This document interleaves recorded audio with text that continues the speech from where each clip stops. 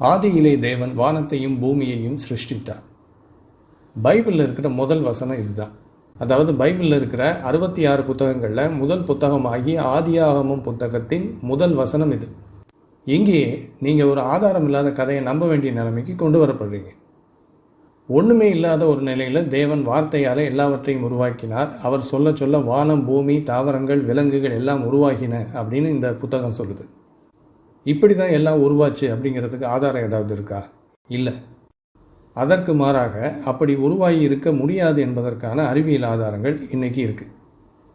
ரெண்டாவது, இவைகள் அனைத்தையும் 6 நாட்களில் அவர் உருவாக்கினார் அப்படின்னு பைபிள் சொல்லுது. ஒரு நாள் அப்படிங்கிறது 24 மணி நேரம் கொண்ட ஒரு காலகட்டம். 6 நாள், அதாவது 144 மணி நேரத்தில் எல்லாத்தையும் படைச்சிருக்கிறார், மனிதனையும் சேர்த்து. அப்படி பார்த்தா எல்லாம் படைக்கப்பட்டு 6000 ஆண்டுகள் தான் ஆயிருக்கணும். இப்போ நீங்கள் திரையில் ஒரு சார்ட் பாருங்கள், அப்போ உங்களுக்கு புரியும்.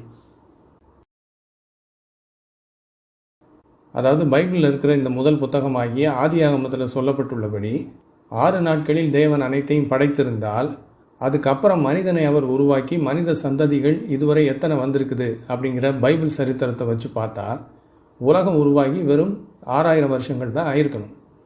இதுவும் விஞ்ஞானத்திற்கு எதிரான ஒரு கூற்று. இந்த உலகம் குறைந்தபட்சம் 4.5 பில்லியன், அதாவது 450 கோடி ஆண்டு பழமையானது அப்படின்னு விஞ்ஞானிகள் சொல்கிறாங்க. அதற்கடுத்து மனிதன் எப்படி உருவாக்கப்பட்டான்? எல்லாவற்றையும் தேவன் படைத்துவிட்டு கடைசியாக மனிதனை மண்ணிலிருந்து உருவாக்கினார் அப்படிங்கிறது ஆதியாகம புத்தகத்தின் கதை. அதாவது ஒரு முழு மனிதனாக அவனை உருவாக்கி இருக்கிறார். ஒரு ஆணை முதலாவது படைத்து அவனுடைய விலா எலும்பிலிருந்து பெண்ணை உருவாக்கினார், அவனுக்கு துணையாக இருக்கிறதுக்காக. இதிலே பல கோளாறுகள் இருக்குது. முதலாவது, அறிவியல் கண்டுபிடிப்புகளின்படி பார்க்கும்போது மனிதன் முழுமையாக ஒரே நாளில் உருவாக்கப்பட்டவன் அல்ல. மனிதன் மட்டும் இல்லை, இன்றைக்கி நம்ம பார்க்குற எந்த உயிரினமும் இன்றைக்கி எப்படிப்பட்ட உடலமைப்போடு இருக்கின்றனவோ அப்படியே தொடக்கத்திலிருந்து இல்லை. எல்லா உயிரினங்களும் இதற்கு முன் வேறொரு உயிரினமாக இருந்து கால சூழ்நிலை காரணமாக வடிவம் மாறி வேறு உயிரினங்களாக மாறியிருக்கின்றன. அப்படி இருக்கும்போது பைபிளின் முதல் புத்தகமாகிய இந்த ஆதியாகமத்தில் தேவன் எல்லாவற்றையும் படைத்தார் என்று சொல்லப்பட்டிருக்கிறதே, அவர் எப்படி படைத்தார்? மனிதனும் மற்ற உயிரினங்களும் இன்றைக்கு எந்த உடலமைப்போடு இருக்கின்றனவோ அதே உடலமைப்போடு படைத்திருக்கிறார் அப்படிங்கிறது தான் இந்த ஆதியாகமம் சொல்லும் கதை. ஆனால் விஞ்ஞானம் இதை மறுக்கிறது. இன்றைக்கு இருக்கும் மனிதனும் மற்ற உயிரினங்களும் பல மில்லியன் ஆண்டுகளுக்கு முன்னால் வேறு உடலமைப்போடும் வேறு வித்தியாசமான உயிரினங்களாகவும் இருந்திருக்கின்றன. அந்த வேறு உடலமைப்போடு இருந்த வேறு உயிரினங்கள் பல மில்லியன் ஆண்டுகளாக பரிணாம வளர்ச்சி அடைந்துதான் இப்பொழுதுள்ள மனிதனாகவும் மற்ற உயிரினங்களாகவும் மாறி இருக்கின்றன என்பது விஞ்ஞான கண்டுபிடிப்பு. மனிதனை பொறுத்தவரை இன்று அவன் எப்படிப்பட்ட உடலமைப்போடு இருக்கின்றானோ அது பரிணாம வளர்ச்சியின் விளைவு. வேறொரு உயிரினம் பரிணாம வளர்ச்சியடைந்து பற்பல உயிரினங்களாக மாறிய போது மனிதன் என்கிற ஒரு இனமும் உருவாக்கப்பட்டிருக்கிறது. இதுதான் விஞ்ஞான உண்மை. ஆனால் இந்த ஆதியாகம கதை முற்றிலும் விஞ்ஞானத்திற்கு எதிரான ஒரு கட்டுக்கதையாக எழுதப்பட்டிருக்கிறது. அதாவது இந்த உலகம் உருவாகி வெறும் 6000 ஆண்டுகள் தான் ஆகியிருக்கிறது என்பது பைபிள் சொல்கின்ற சரித்திரம். இரண்டாவது, நாம் இன்றைக்கு எப்படி இருக்கிறோமோ அதே போன்ற உருவத்தில் முதல் மனிதனை ஆண்டவர் ஒரே நாளில் முழுமையாக உருவாக்கி விட்டார் என்பது பைபிளின் வரலாறு. இந்த இரண்டுமே உண்மை அல்ல என்று விஞ்ஞானம் சொல்கிறது. தேவன் எல்லாவற்றையும் ஆதியில் படைத்தார், 6 நாட்களில் படைத்தார், எல்லாவற்றையும் படைத்துவிட்டு மனிதனை மண்ணிலிருந்து உருவாக்கினார் என்கிற பைபிளின் கதை விஞ்ஞானத்திற்கு எதிரான ஒரு கட்டுக்கதை. இந்த கதையை அன்றைக்கு வாழ்ந்த ஆதிவாசிகள் எழுதியிருக்கின்றனர். விஞ்ஞான வளர்ச்சி இல்லாததால் அன்றைக்கு வாழ்ந்த மனிதர்கள் நம்பி இருக்கின்றனர். இப்போ என்ன பண்ணுறது? இப்போ விஞ்ஞானம் அதற்கு எதிராக, அதற்கு மாறாக வேறு விதத்தில் இந்த உலகம் உருவாகி இருக்குது, மனிதன் உருவாகி இருக்கிறான் அப்படின்னு ஆதாரங்களோடு காட்டும்போது என்ன பண்ணுறது? பைபிளில் சொல்லப்பட்டுள்ள அந்த சரித்திரம் விஞ்ஞானத்தின்படி தவறு அப்படின்னு நமக்கு இப்போ தெரிய வருது. இப்போ என்ன செய்கிறது? பைபிளில் சொல்லப்பட்டுள்ள அந்த சரித்திரம் பொய் என்றால் பிறகு பைபிள் நம்பகத்தன்மை அற்றது அப்படின்னு நிரூபணமாயிரும். அதனால அதை சமாளிக்கிறதுக்கு கிறிஸ்தவ அறிஞர்கள் 2 வழிகளை கண்டுபிடிச்சிருக்கிறாங்க. கிறிஸ்தவ அறிஞர்களில் ஒரு பிரிவினர் பைபிள் சொல்கிறது தான் உண்மை, விஞ்ஞானம் கண்டுபிடிச்சிருக்கிறதெல்லாம் பொய் அப்படின்னு சொல்கிறாங்க. உலகம் உருவாகி பில்லியன் ஆண்டுகள் ஆகிவிட்டன. மனிதனும் மற்ற உயிரினங்களும் தொடக்கத்தில் வேறு உருவத்தில் வேறு உயிரினங்களாக இருந்தன. காலப்போக்கில் பரிணாம வளர்ச்சி அடைந்துதான் இன்று இருப்பது போன்ற உடலமைப்பை பெற்றனர் என்கிற விஞ்ஞான கண்டுபிடிப்புகள் அனைத்தும் பொய் என்று சொல்லி இவங்க அதை முற்றிலுமாக நிராகரிக்கிறாங்க. இந்த பிரிவினர் விஞ்ஞானத்தை பொறுத்தவரை இவர்கள் முட்டாள்கள். ஆதாரங்களை காட்டினாலும் அதை ஏற்றுக்கொள்ளாமல் எத்தனையோ ஆயிரம் ஆண்டுகளுக்கு முன்னால் பைபிளில் சேர்க்கப்பட்ட ஒரு கதையை உண்மை என்று சொல்கிற இவர்கள் முட்டாள்கள் தான். ஆனால் இவங்க பரவாயில்லை. முட்டாள்களாக இருந்தாலும் இவங்கக்கிட்ட கொஞ்சம் உண்மைத்தன்மை இருக்குது. ஆனால் இன்னொரு பிரிவினர், கிறிஸ்தவ அறிஞர்களில் இன்னொரு பிரிவினர் என்ன பண்ணுறாங்க தெரியுமா? தங்களை முட்டாள்கள் அப்படின்னு யாரும் நினச்சிடக்கூடாது அப்படிங்கிறதுக்காக விஞ்ஞான கண்டுபிடிப்புகளை இவங்க ஏற்றுக்கிறாங்க. சரி, விஞ்ஞான கண்டுபிடிப்புகளை ஏற்றுக்கொண்டால் பிறகு பைபிள் சொல்கிறது பொய்யாயிரும் இல்லையா? அதுக்கு என்ன செய்கிறது? உலகம் உருவாகி பல பில்லியன் ஆண்டுகள் ஆகிவிட்டன. மனிதன் வேறொரு உயிரினத்திலிருந்து பரிணாம வளர்ச்சி அடைந்து தான் வந்திருக்கிறான் என்பதை எல்லாம் உண்மை என்று ஏற்றுக்கொண்டால் பிறகு பைபிள் சொல்கிறது பொய்யாயிரும். அதுக்கு என்ன பண்ணுறது? அதுக்கு இவங்க ஒரு டெக்னிக் வச்சுருக்கிறாங்க. அது என்னென்னா, விஞ்ஞானம் சொல்வது உண்மைதான், ஆனால் விஞ்ஞானம் என்ன சொல்லுதோ அதைத்தான் பைபிளும் சொல்லுது அப்படின்னு இவங்க ஒரு கதை கட்டுறாங்க. அந்த வழியில் பைபிள் விஞ்ஞானத்திற்கு எதிரானது அல்ல அப்படின்னு காட்டுறதுக்கு முயற்சி பண்ணுறாங்க. அது எப்படின்னா, தேவன் 6 நாட்களில் உலகத்தை படைத்தார் அப்படின்னு பைபிள் சொல்கிறது உண்மைதான். ஆனால் 6 நாட்கள் என்றால் உண்மையிலே 6 நாட்கள்னு அர்த்தம் கிடையாது.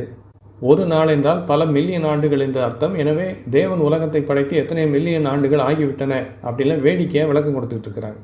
அதாவது உலகம் உருவாகி பல மில்லியன் ஆண்டுகள் ஆகிவிட்டன என்கிற விஞ்ஞான கண்டுபிடிப்பு பைபிளில் சொல்லப்பட்டிருக்கும் கதைக்கு எதிராக இருப்பதை மறைப்பதற்காக 6 நாட்களில் தேவன் எல்லாவற்றையும் படைத்தார் என்கிற பைபிளின் தவறான கருத்துக்கு இவங்க மாற்று விளக்கத்தை கொடுத்து பைபிளை காப்பாற்றுறதுக்கு முயற்சி பண்ணுறாங்க. ஒரு நாள் அப்படின்னா 24 மணி நேரமுடைய ஒரு நாள் அல்ல. 6 நாட்கள் என்றால் 24 மணி நேரமுடைய 6 நாட்கள் அல்ல. ஒரு நாள் என்பது மில்லியன் ஆண்டுகளை குறிக்கும். 6 நாட்கள் என்றால் பல மில்லியன் ஆண்டுகள் என்ற அர்த்தம் அப்படின்னு பைபிள் வசனத்துக்கு மாற்று விளக்கம் கொடுக்குறாங்க கிறிஸ்தவத்தில் இருக்கிற இந்த பிரிவினர். இதுக்கு இவங்க ஆதாரமாக பைபிளிலிருந்து ஒரு வசனத்தையும் காட்டுவாங்க. கர்த்தருடைய பார்வைக்கு 1000 வருஷம் ஒரு நாள் போலவும் ஒரு நாள் 1000 வருஷம் போலவும் இருக்கும் அப்படின்னு அந்த வசனம் சொல்லுது. அதை காட்டி கர்த்தர் 6 நாட்களில் படைச்சார் அப்படின்னா வெறும் 6 நாட்கள் அப்படின்னு நம்ம எடுத்துக்கக்கூடாது. அது 6000 வருஷங்களாகவும் இருக்கலாம், 6 மில்லியன் வருஷங்களாகவும் இருக்கலாம் அப்படிங்கிறாங்க இவங்க. ஆனால் உண்மையிலே அந்த வசனம் ஒரு நாள் அப்படின்னா 1000 வருஷம் அப்படின்னு நம்ம எடுத்துக்கலான்னு சொல்லலை. கர்த்தருடைய பார்வையில் ஒரு நாள் என்பது 1000 வருஷம் போல அப்படின்னு தான் சொல்லுது. இவங்க சொல்கிறபடி ஒரு நாள் அப்படிங்கிறத 1000 வருஷம்னு நம்ம எடுத்துக்கணும்னா இயேசு கிறிஸ்து மரித்து அடக்கம் பண்ணப்பட்டு 3 நாட்களில் உயிர்த்தெழுந்தார் அப்படின்னு பைபிள் சொல்லுது. அப்போ ஒரு 3000 வருஷம் கழித்து உயிர்த்தெழுந்தார் அப்படின்னு நம்ம எடுத்துக்கணுமா?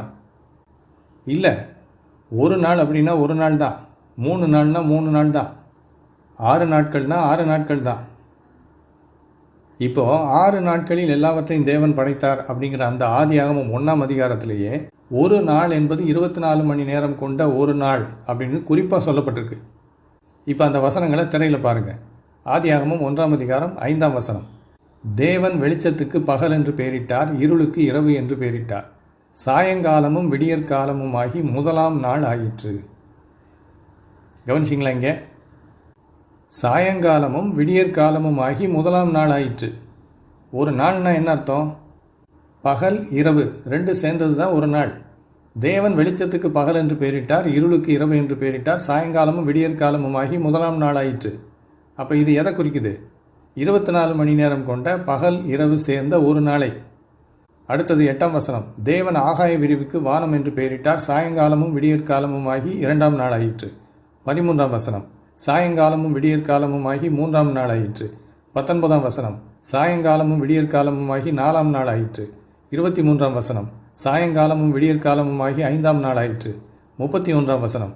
அப்பொழுது தேவன் தாம் உண்டாக்கின எல்லாவற்றையும் பார்த்தார், அது மிகவும் நன்றாயிருந்தது. சாயங்காலமும் விடியற்காலமும் ஆகி 6ஆம் நாள் ஆயிற்று. ஒவ்வொரு வசனமும் சாயங்காலமும் விடியற்காலமுமாகி நாள் ஆயிற்று அப்படின்னு தான் சொல்லுது. அப்போது இது 24 மணி நேரத்தை குறிக்கும் ஒரு நாள். 1000 ஆண்டுகள் மில்லியன் ஆண்டுகளை குறிக்கும் காலகட்டம் அல்ல. அப்போது 6 நாட்களில், அதாவது 24 மணி நேரம் கொண்ட 6 நாட்களில் தேவன் எல்லாவற்றையும் படைத்தார். 24 மணி நேரம் கொண்ட ஒரே நாளில் மனிதனை முழுமையாக படைத்தார் என்று தான் பைபிள் சொல்லுது. இது விஞ்ஞானத்திற்கு எதிரான ஒரு கதை. இந்த கதை விஞ்ஞானத்திற்கு எதிரானது என்று இப்பொழுது நிரூபிக்கப்பட்டவுடன் பைபிள் என்ன சொல்லுதோ அதை விஞ்ஞானத்துக்கு ஏற்றபடி மாற்றுறதுக்கு இவங்க முயற்சி பண்ணுறாங்க. ஆனால் பைபிள் அதை அனுமதிக்காது. பைபிளை யாரும் விஞ்ஞானத்திற்கு ஒத்துப்போகிற புத்தகமாக காட்ட முடியாது. அந்த அளவு பைபிள் அறிவியலுக்கு எதிராக மிக வலுவாக எழுதப்பட்டிருக்கிறது. அதனால தான் கிறிஸ்தவ அறிஞர்களில் ஒரு பிரிவினர், நான் முதல்ல சொன்னேனே அந்த முதல் பிரிவினர், அவங்க விஞ்ஞானம் சொல்கிறது தப்பு, பைபிள் சொல்கிறதா சரின்னு சொல்லிக்கிட்டு இருக்கிறாங்க. ஆகையால் ஒன்று பைபிளில் சொல்லப்பட்டிருக்கும் பொய்யான படைப்பின் கதையை நீங்கள் உண்மை என்று நம்ப வேண்டும், அல்லது விஞ்ஞானம் ஆதாரபூர்வமாக சொல்லும் உண்மைகளை ஏற்றுக்கொள்ள வேண்டும். விஞ்ஞானம் சொல்கிறதும் உண்மை, பைபிள் சொல்கிறதும் உண்மை அப்படின்னு ரெண்டையும் கலந்து பைபிளை ஒரு அறிவுபூர்வமான புத்தகம் என்று நிரூபிக்க முயற்சிப்பது மிக மிக கேலிக்கூத்தான ஒரு செயல். தேவன் ஆதியில் பூமியையும் வானத்தையும் படைத்தார், 6 நாட்களில் எல்லாவற்றையும் படைத்தார், ஏதேன் தோட்டத்தை வடிவமைத்தார், மனிதனை மண்ணை எடுத்து உருவாக்கினார், அங்கே ஒரு தந்திரமான உருவம் மனிதனை ஏமாற்றியது என்பதெல்லாம் அன்றைக்கு வாழ்ந்த அறிவியல் ஞானம் இல்லாத மதவாதிகள் எழுதி வைத்த மூடத்தனமான கதை. அதுக்கு முன்னாலேயே பல மத புராணங்களில் இது போன்ற கதைகள் இருந்திருக்குது. அதில் இருந்தெல்லாம் அங்கேயும் இங்கேயும் கொஞ்சம் கொஞ்சம் எடுத்து அந்த புராணங்களின் மாதிரியில் எழுதப்பட்டது தான் பைபிளில் இருக்கக்கூடிய இந்த கதையும். உலகம் எப்படி வந்தது என்பதற்கு எப்படி மற்ற மதங்களில் ஏதாவது ஒரு பொய்க்கதையை சொல்லி வைத்திருக்கிறார்களோ அதே போல ஒரு பொய்க்கதையாக எழுதப்பட்டது தான் பைபிளில் இருக்கும் இந்த ஆதியாகமம் புத்தகமும்.